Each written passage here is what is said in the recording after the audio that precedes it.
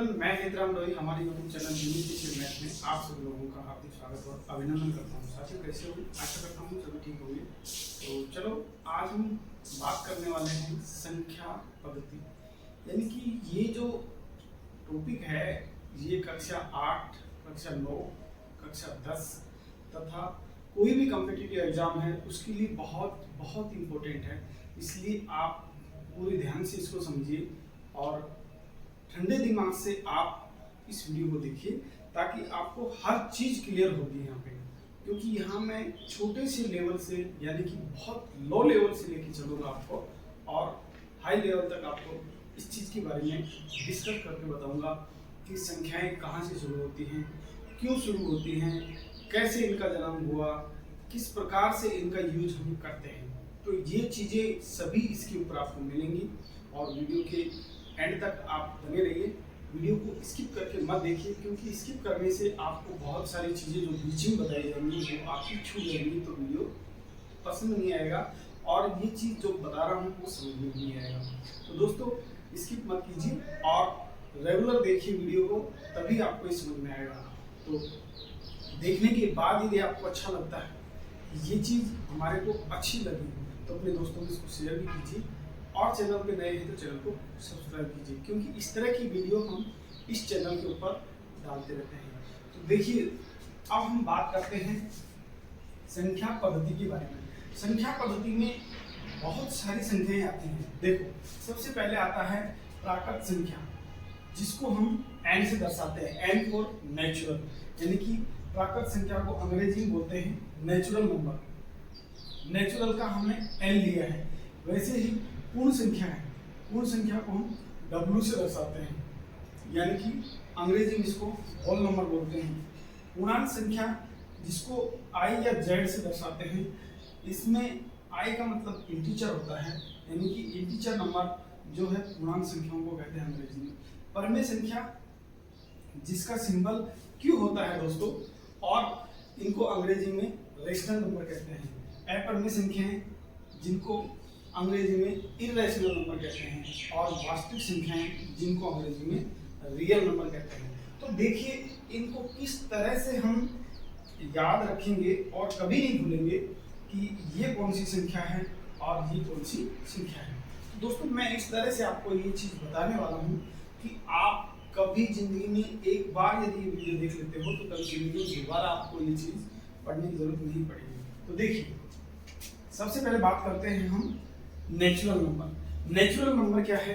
ऐसा नंबर जो हमें प्रकृति में कोई भी चीज को काउंटिंग करने के लिए या गिनने के लिए सहायता करता है। जी हाँ, जैसे मान लो प्रकृति में है कि ये 5 पेड़ हैं, 10 आम हैं, 5 लड्डू हैं, 5 आदमी हैं और 7 औरत हैं। तो ये जो चीजें हैं ये प्राकृतिक चीजें हैं। इनको गिनने के लिए हमने जो नंबर यूज किया है उसको ही क्या कहते हैं हम? प्राकृत संख्या। तो प्राकृत संख्याओं का जन्म इसीलिए हुआ कि कोई चीज को काउंट कैसे करें, तो काउंट करेंगे तो उनको लिखें कैसे, इन्हीं के लिए प्राकृत संख्याओं का जन्म हुआ। और प्राकृत संख्याओं की शुरुआत 1 से होती है, 1, 2, 3, 4, 5 और इस प्रकार से ये अनंत तक चली जाती है। जी हाँ, यानी कि 1 से शुरू होकर और अनंत तक वो चली जाती है, क्योंकि प्रकृति में तो आदमी भी अनंत हैं, और यदि पेड़ पौधों की बात करें तो वो भी अनंत है। कोई भी चीज अनंत की ओर जाती है, इसलिए हम उनको गिनने के लिए जो नंबर का यूज कर रहे हैं वो है हमारा नेचुरल नंबर। और नेचुरल नंबर को हम 1 से शुरू करके और अनंत तक ले जा रहे हैं दोस्तों। इसका सिंबल मैंने बताया n है। n कहां से लिया है? ये नेचुरल नंबर से, नेचुरल नंबर, ये नेचुरल नंबर का n जो है, नेचुरल का n लिया है और यहां से इसका सिंबल दिया है। इस प्रकार से हम इसको समझ सकते हैं। तो दोस्तों, आशा करता हूं कि ये समझ में आ गया होगा, और यदि समझ में आ गया है तो अगले नंबर पे चलते हैं। देखो, अगले नंबर पर जाने के लिए सबसे पहले मैं आपको बता देता हूं कि हर चीज को गिन तो लिया हमने। जी हाँ, हर चीज को गिन तो लिया, गिनने के लिए हमने नेचुरल नंबर का यूज किया। लेकिन ऐसा भी तो हो सकता है कि जैसे मैं अभी आपको दिखा रहा हूं कि ये मेरे पास 3 मार्कर है। जी हाँ, मेरे हाथ में कितने मार्कर हैं? 3 मार्कर हैं। लेकिन यदि मैं आप कहूं कि मेरे हाथ में कितने मार्कर हैं, तो आप कहेंगे कि कोई भी नहीं है। तो कोई भी नहीं है उसको दर्शाने के लिए हमने क्या किया, उस चीज को बताने के लिए कि जो चीज है ही नहीं, तो उसको बताने के लिए हमने किसका आविष्कार सोचा? जीरो का। जी हाँ, किसका सोचा? जीरो का। यानी कि आपके पास शून्य मार्कर है, आपके पास कोई चीज नहीं है तो वो शून्य चीज है, कोई भी वस्तु नहीं है तो वो शून्य वस्तु है। तो इस प्रकार से पूर्ण संख्याओं में हमने क्या किया, जीरो को और शामिल कर लिया, और जीरो शामिल होने के बाद में प्राकृत संख्याओं को ऐसे कैसे उसमें शामिल कर दिया। यानी कि 0, 1, 2, 3, 4, 5 और ये अनंत तक चली गई। कहने का मतलब मेरा ये है कि यदि प्रकृति के अंदर कोई चीज है ही नहीं तो उसको कैसे बताएंगे हम? उसको बताने के लिए हमने जीरो का आविष्कार किया। तो जीरो का आविष्कार होने के बाद में उसको भाई दर्शाएंगे, तो दर्शाएंगे तो यानी कि नेचुरल नंबर तो है, नेचुरल में जीरो और मिला दिया, तो नेचुरल में जीरो और मिला दिया तो वो क्या होगी? पूर्ण संख्या होगी। जी हाँ, क्या होगी? पूर्ण संख्या होगी। तो हमने सोचा कि अब तो पूरा हो गया काम, अब तो हमारे को कोई दिक्कत ही नहीं आएगी, लेकिन नहीं। और पूर्ण संख्याओं को आगे हम देखेंगे कि और भी किसी चीज की जरूरत पड़ेगी। तो पूर्ण संख्याओं को हमने दर्शाया किससे? W से। इसको अंग्रेजी में क्या बोलते हैं? Whole number. क्या बोलते हैं? Whole number. इसलिए होल नंबर में होल का W लिया, तो W से हम इसको डिनोट करते हैं, और ये जीरो से और अनंत की हो जाती है। अब बात आती है हमारी पूर्णांक संख्याओं की। तो पूर्णांक संख्याएं क्या है? देखो दोस्तों, पूर्णांक संख्याएं वो संख्याएं हैं, मान लो हमारे पास क्या है, हमारे पास कोई चीज है तो उसको काउंट करने के लिए हमने नेचुरल नंबर का यूज किया, और कोई चीज नहीं है उसको काउंट करने के लिए हमने जीरो का आविष्कार किया, तो उसको शामिल कर दिया, तो वो क्या होगी? पूर्ण संख्या होगी। अब एक चीज और है कि मान लो मैंने किसी को पैसा दिया। जी हाँ, मैंने किसी को पैसा दिया, यानी कि 100 रुपए दिया। क्या दिया? 100 रुपए दिया। अब वो 100 रुपए वो मेरे को लौटाएगा, तो वो ब्याज समेत लौटाएगा। जी हाँ, कैसे लौटाएगा? ब्याज समेत लौटाएगा, यानी कि वो उसमें कुछ और देगा। यदि वो 100 का 100 मेरे को देता तो उसको कोई दिक्कत नहीं थी, लेकिन जैसे उसका 10 रुपए 20 रुपए जितना भी ब्याज हुआ है तो वो वहां से माइनस हुआ, यानी कि उसको फालतू देना पड़ा। तो ऐसे यदि कोई चीज मेरे पास तो आ रही है, वो बढ़ के आ रही है, लेकिन वहां से जिसको मैंने दी थी वहां से उसके पास से मेरे पास आ रही है, तो मेरे को तो बढ़ के मिला, लेकिन उसको तो नुकसान हुआ ना उस चीज का।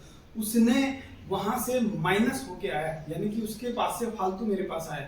तो नेगेटिव चीज को दर्शाने के लिए हमने यही किया है, यानी कि कई बार नेगेटिव चीज हमारे को लेनी पड़ती है, तो उसके लिए हमारे को पूर्णांक संख्याओं की जरूरत पड़ी। जैसे पूर्णांक संख्याएं, यदि ये पूर्ण संख्याएं हैं, पूर्ण संख्याओं को जैसे हम लिखते हैं 0, 1, 2, 3, 4, 5 और ये अनंत तक चली गई। अब यदि प्राकृत संख्याओं को नेगेटिव में ले लें तो ये हो जाएंगी हमारी क्या? -1, -2, -3 और ये अनंत तक चली जाएंगी। ये भी है ना संभावना। देखो, किसी से कोई चीज ले रहे हम और उसके बदले में वापस लौटा रहे हैं, तो उतना ही थोड़ी लौटाएंगे, उसको ज्यादा देंगे। तो ज्यादा देंगे तो नुकसान हमारे को हुआ ना, नुकसान हमारे को हुआ तो वो नेगेटिव में गया हमारा नुकसान, और नेगेटिव में गया तो उस चीज को कैसे दर्शाएंगे? उस चीज को दर्शाने के लिए हमने पूर्णांक संख्याओं का यूज किया। जो प्राकृत संख्याएं हैं उनको नेगेटिव में लिख देते हैं, उनको नेगेटिव में हमने लिखा, और उसके बाद में इसका जो सिंबल दिया हमने, इसके 2 सिंबल हैं। पूर्णांक संख्याओं को हम इंटीजर नंबर कहते हैं। क्या कहते हैं? Integer number. और इसको जेड से भी दर्शाते हैं। ये 2 इसके सिंबल हैं, आपको याद रखने हैं। इसके बाद आपने एक चीज यहां से नोट किया होगा कि जो पूर्णांक संख्याएं हैं उसके अंदर पूर्ण संख्याएं भी समाहित है और प्राकृत संख्याएं भी समाहित है, यानी कि पूर्ण संख्याओं का जो पिटारा है उसके अंदर पूर्ण संख्याएं भी हैं और प्राकृत संख्याएं। जो पूर्णांक संख्याओं का जो पिटारा है उसमें क्या क्या है? पूर्ण संख्याएं भी हैं और प्राकृत संख्याएं भी है और कुछ एक्स्ट्रा संख्याएं भी है, इसलिए इसको क्या कहा हमने, पूर्णांक संख्याएं। अब बात करते हैं आगे देखिए, यह है परिमेय संख्या। परिमेय संख्या, इसको डिफाइन करने के लिए दोस्तों हमने एक चीज सुनी है और बहुत सारी छोटी कक्षाओं से हम पढ़ते आ रहे हैं कि परिमेय संख्याएं कौन सी होती है। परिमेय संख्याएं वो संख्याएं होती हैं जिनको P बटा Q के रूप में लिखा जाता है, यानी कि लिखा जा सकता है। ये चीज आपको गौर करनी है। यहाँ पर Q का मान 0 नहीं होना चाहिए। देखिए ये है कि P बटा Q के रूप में इनको लिखा जा सकता है, जहां पर Q का मान 0 नहीं होना चाहिए। अब ये यदि 0 हो गया तो 0 में कोई चीज का भाग देंगे। मान लो हमारे पास ये कोई पूर्ण संख्या है, सॉरी ये परिमेय संख्या है। अब यदि 0 का 1 में भाग देंगे तो ये अनंत आएगा और अनंत कोई परिमेय संख्या नहीं होती है। इस प्रकार से ये Q बराबर 0 पर डिफाइन नहीं है और P का मान हम कोई भी पूर्णांक संख्या ले सकते हैं। P का मान कोई भी पूर्णांक संख्या ले सकते हैं और Q का मान भी कोई भी पूर्णांक संख्या ले सकते हैं विदाउट 0, यानी कि 0 को छोड़ के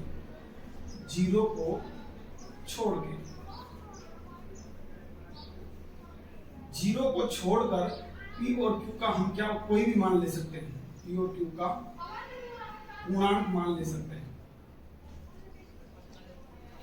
पूर्णांक मान ले सकते हैं। ठीक है, ये चीज आपने नोट किया होगा कि परिमेय संख्याओं के अंदर हमने क्या किया, P बटा Q, जिनको P बटा Q के रूप में दर्शाते हैं। लेकिन यहाँ पर P और Q दोनों क्या है, पूर्णांक संख्याएं हैं। लेकिन एक चीज यहाँ पर कंडीशन हमने लगा दी कि Q का मान 0 नहीं हो सकता, जो कि पूर्णांक संख्या है। 0 क्या है, पूर्णांक संख्या है। 0 क्यों नहीं हो सकता, यदि हम 0 लेते हैं तो 0 किसी भी संख्या में भाग करके और अनंत की ओर ले जाता है, इसलिए वहां पे 0 नहीं हो सकता। अनंत कोई होता नहीं है भाई, अनंत तो कुछ नहीं होता है, अनंत तो अनंत ही होता है, इसलिए 0 को हम नहीं ले सकते। इसमें विदाउट 0 के P और Q के पूर्णांक मान लेंगे। P के तो कोई भी मान ले सकते हैं, 0 भी ले सकते हैं, लेकिन Q का मान जो है हम 0 नहीं ले सकते। तो चलिए आगे और डिस्कस करते हैं हम। अब इसमें एक चीज देखिए, जैसे मान लो आपको एक चीज दिया है, क्या दिया है। अब ये परिमेय संख्याएं होती कौन कौन सी हैं भाई, एक चीज ध्यान दो कि जो पूर्णांक संख्याएं हैं उनके अंदर पूर्ण संख्याएं और प्राकृत संख्याएं समाहित हैं। तो परिमेय संख्याओं के अंदर तीनों संख्याएं समाहित हो जाएंगी, यानी कि प्राकृत संख्या भी, पूर्ण संख्या भी और पूर्णांक संख्या भी। तो हम यहाँ पर कह सकते हैं 0, 1, 2, 3 अनंत तक गई और -1, -2, -3 ये भी अनंत तक गई। ये संख्याएं तो हैं प्राकृत संख्या में, इसके साथ साथ कुछ और ऐड कर लेते हैं। जैसे मान लो 1/2, यहाँ नहीं दिख रहा ना, यहाँ तो पूरी संख्याएं हैं। तो 1/2 ये भिन्न में आ गया, 1/5 है, 1/7 है, 1/9 है, 5/8 है। ऐसी जो संख्याएं हैं उनको हम क्या कर सकते हैं, उन संख्या के रूप में लिख सकते हैं, सॉरी परिमेय संख्या के रूप में लिख सकते हैं। ये परिमेय संख्याएं हैं, इनके अंदर जो P बटा Q है, ये संख्याएं तो हैं, इनमें ये संख्याएं और शामिल हो जाती हैं। तो ये हमारा बड़ा पिटारा हो गया। ठीक है, ये बड़ा पिटारा हो गया। अब किसी के दिमाग में आ रहा होगा कि साहब ये 0 जो है ये परिमेय संख्या कैसे है, तो मैं बताता हूँ। इसको P बटा Q के रूप में कैसे लिख सकते हैं, 0/1 ऐसे तो लिख ही सकते हैं ना भाई। कोई भी संख्या लिखी है हमारी, जैसे मान लो हमारे पास 2 है तो 2/1 तो होता है, ये छुपा हुआ रहता है। 5 है, 5/1 छुपा हुआ रहता है।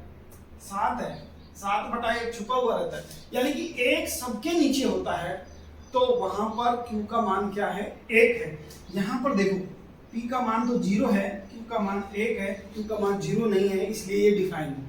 जी हाँ, इसलिए ये क्या है, डिफाइन है। नेगेटिव की बात करें तो -2 ये भी परिमेय संख्या है, क्योंकि इसके बाद जो नीचे आएगा वो 1 तो है, वो छुपा हुआ दिखता नहीं किसी को, ये है ही 1 तो।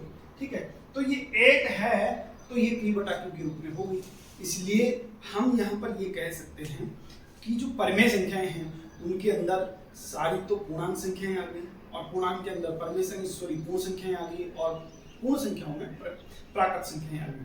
तो कहने का मतलब ये है कि जो परिमेय संख्या है उसके अंदर प्राकृत, पूर्ण और पूर्णांक सारी संख्याएं शामिल हो जाती हैं। उसके साथ ही साथ एडिशनल रूप में भिन्न वाली संख्याएं भी आ जाती हैं। यहाँ पर जीरो भी शामिल है, ये नोट कर लेना आप कि कई बार ये चीज होती है। हाँ, अब एक चीज और इसमें आएगी इंटरेस्टिंग, वो मैं आपको बताने वाला हूँ। तो देखिए मैं इसको मिटा रहा हूँ, आशा करता हूँ उतार लिया होगा आपने, तो नोट कर लिया है तो मैं इसको मिटा देता हूँ। अब देखिए अपरिमेय संख्याएं कौन सी हैं? अपरिमेय संख्याएं वो हैं जिनको p बटा q के रूप में नहीं लिख सकते, जिनको p बटा q के रूप में नहीं लिख सकते। जैसे मान लो हमारे पास √2 है, √2 को लिख सकते हैं क्या? कईयों के दिमाग में आ रहा होगा साहब √2 बटा 1 तो लिख ही सकते हैं।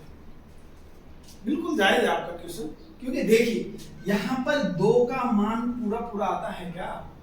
आप √2 का मान निकालिए तो कितना आता है? 1.414 ऐसे कुछ आता है ना।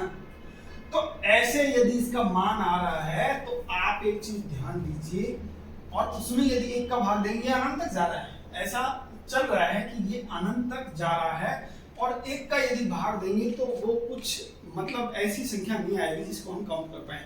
तो ये एक अपरिमेय संख्या हो गई। ऐसे ही हम √3 लिख सकते हैं, √5 लिख सकते हैं, √7 लिख सकते हैं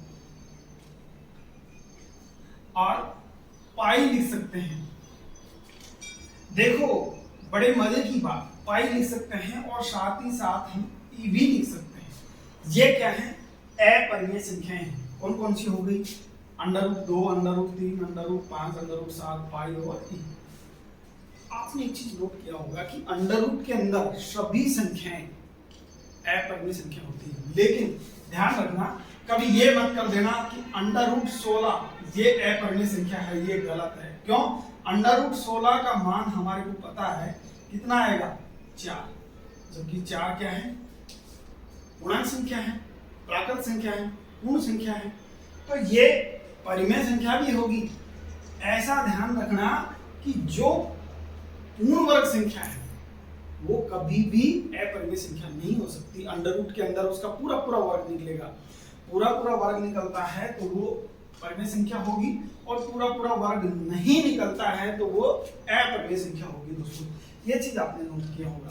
अब एक चीज आपके और भी दिमाग में आ रही होगी कि साहब ये बताओ कि पाई का मान तो ये होता है, पाई बराबर आपने पढ़ा होगा, पाई बराबर हमने पढ़ा है कितना है? पाई बराबर 22/7। इसको थोड़ा मिटा देता हूँ मैं, नोट कर लो आप, तो उसके बाद में नीचे कुछ दिखेगा नहीं, यहाँ बता देता हूँ।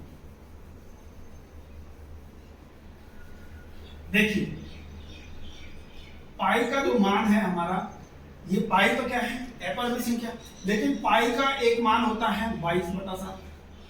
हम कैलकुलेशन में लेते हैं, अप्रोक्सीमेट वैल्यू है ये, लगभग मान है ये। क्या है ये?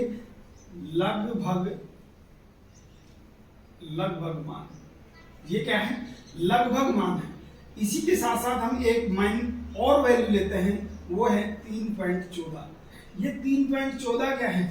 ये भी लगभग मान लेते हैं, ये अनंत तक जाता है। यदि हमने 3.14 लिख दिया तो ये परिमेय संख्या हो गया दोस्तों, ये ध्यान रखना। कभी भी एग्जामिनर यदि आपसे पूछ लेता है कि 3.14 परिमेय संख्या है या अपरिमेय संख्या है, तो आप उसको अपरिमेय मत लिखना।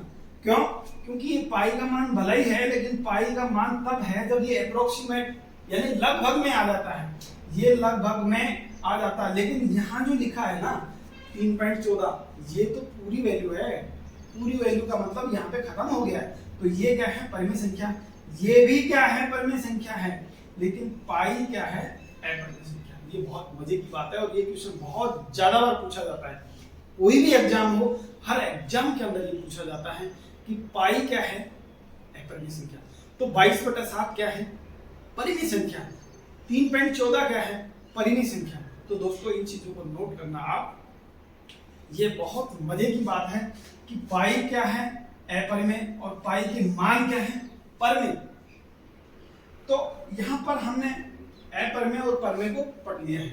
परिमेय संख्याओं में पूर्ण संख्याएं, पूर्णांक संख्याएं सारी, मतलब पूर्णांक संख्याएं सारी आ जाती हैं। तो पूर्णांक के अंदर परिमेय और सॉरी पूर्ण और प्राकृत तो आई गई। तो ये जो संख्या है परिमेय संख्या, ये सभी से मिलकर बनी होती है। अपरिमेय संख्या मैंने बता दिया जिनको पी बटा क्योंकि रूप में नहीं लिख सकते हैं, जहाँ क्यू का मान 0 नहीं हो सकता। अंडर रूट वाली संख्याएं, जो संख्याएं अंडर रूट में हैं उनका पूर्ण वर्ग नहीं है, वो सभी संख्याएं अपरिमेय संख्याएं होती हैं। पाई होता है, ई होता है, ये सभी संख्याएं क्या हैं? अपरिमेय संख्याएं। अब बात करते हैं हम मुद्दे की। जिस चीज के ऊपर मैं आपको लेके आना चाह रहा था वो लास्ट में अब आई है कि वास्तविक संख्याएं क्या है। वास्तविक संख्याओं में दोस्तों ये सारी संख्याएं आ जाएंगी कि ये वास्तविक संख्याओं का घड़ा एक ऐसा घड़ा है जिसके अंदर आप प्राकृत संख्याएं भी भर दो, पूर्ण संख्याएं भी भर दो, पूर्णांक संख्याएं भी भर दो, परिमेय संख्याएं भी भर दो और अपरिमेय संख्याएं भी भर दो। सभी मिला के यदि भर दी जाए उसके अंदर तो वो क्या हो जाती हैं? वास्तविक संख्या। क्या हो जाती है? वास्तविक संख्या। या मैं इसको शॉर्ट रूप में कहूं तो वास्तविक संख्याएं वो संख्याएं होती हैं जिनमें परिमेय और अपरिमेय संख्याएं शामिल होती हैं। कहने का मतलब ये है कि वास्तविक संख्याओं का जो समुच्चय आएगा, वास्तविक संख्याओं का जो समुच्चय आएगा उसको मैं ऐसे लिख सकता हूं। परिमेय संख्याओं को हम Q से डिनोट करते हैं और अपरिमेय संख्याओं को हम Q से डिनोट करते हैं। तो यहाँ पे मैं Q और T लिख सकता हूँ। R बराबर Q और T, Q प्लस T, यानी कि परिमेय संख्याएं सारी और अपरिमेय संख्याएं सारी सबको मिला के यदि मैं एक जगह इकट्ठा कर दूं तो वो क्या होगी?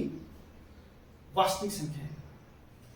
वास्तविक संख्याओं को R से दर्शाते हैं क्योंकि R का मतलब होता है रियल।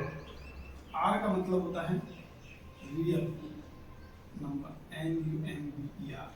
ठीक है, तो रियल नंबर का R यहां से लिया गया है। तो आशा करता हूं कि आप समझ गए होंगे कि जो संख्या पद्धति है उसमें जो हमारी संख्याएं हैं वो किस किस के रूप में हमारे को मिलती हैं।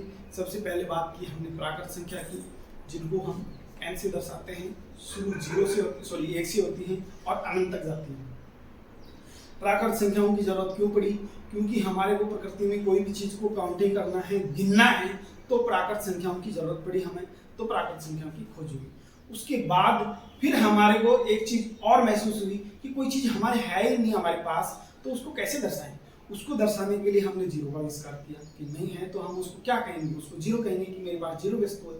ठीक है, उसके बाद यदि हम किसी को फालतू दे रहे हैं, यानी कि हमने 100 लिया 200 दिया तो 100 का नुकसान हुआ, तो उसको दर्शाने के लिए क्या करेंगे? नेगेटिव में चाहिए हमारे को कि हम तो नेगेटिव हो गए ना, हमारे को तो नुकसान हुआ, 100 का और नुकसान हुआ। तो यानी 200 दिए तो 100 का नुकसान हुआ, 100 माइनस में गए हम।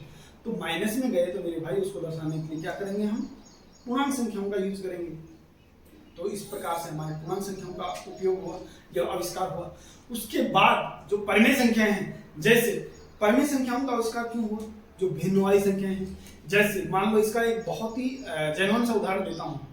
एक गज्जक का टुकड़ा लेके आया बच्चा, जो वृत्ताकार गज्जक है, उस गज्जक का टुकड़ा लेके आया। अब वो बच्चा घर आते आते और उसका मन रुक नहीं रहा, क्योंकि गज्जक देख के और बच्चा रुक जाए ऐसा हो नहीं सकता। तो उसने क्या किया? अपने हिस्से का यानी कि 1/4 भाग उसने तोड़ के और खा लिया, कुछ भाग खा लिया। जैसे मैं इसको यहाँ पे समझाऊं तो देखिए ज्यादा अच्छा होगा, इसको यहाँ पे मैं एक बार समझा देता हूँ आपको। मान लो वो एक गज्जक का वृत्ताकार टुकड़ा लेके आता है और उसने इस प्रकार से एक चौथा हिस्सा यानी कि ये वाला हिस्सा उसने खा लिया। ये खा लिया तो बाकी के उसमें 3 हिस्से बचे, एक ये बचा और 2 हिस्से ये बचे, एक ये और एक ये। ठीक है, तो यहाँ 1 2 3 और 4 मैं कर देता हूँ। चौथा हिस्सा खा लिए तो 3 हिस्से बचे, यानी कि उसके हिस्से में चौथा हिस्सा आता था। मान लो परिवार में उसके 4 सदस्य हैं, ये 4 भाई बहन हैं। तो उसने सोचा कि भाई मैं घर जाऊंगा तो घर जाते जाते मेरा मन नहीं रुक रहा है, तो नहीं रुकेगा मन, तो उसने क्या किया? अपना चौथा हिस्सा काट के और खा लिया। अब काट के खा लिया तो भाई मेरे 1/4 हिस्सा खाया उसने, यानी कि पूरा को 1 लिखेंगे तो ये जो इसका चौथा हिस्सा खाया तो उसको 1/4 लिखेंगे। तो ये 1/4 क्या है? यही तो परिमेय संख्या है मेरे भाई, यही तो मैं बताना चाह रहा था, यही परिमेय संख्या है, इसी को हम परिमेय संख्या कहते हैं।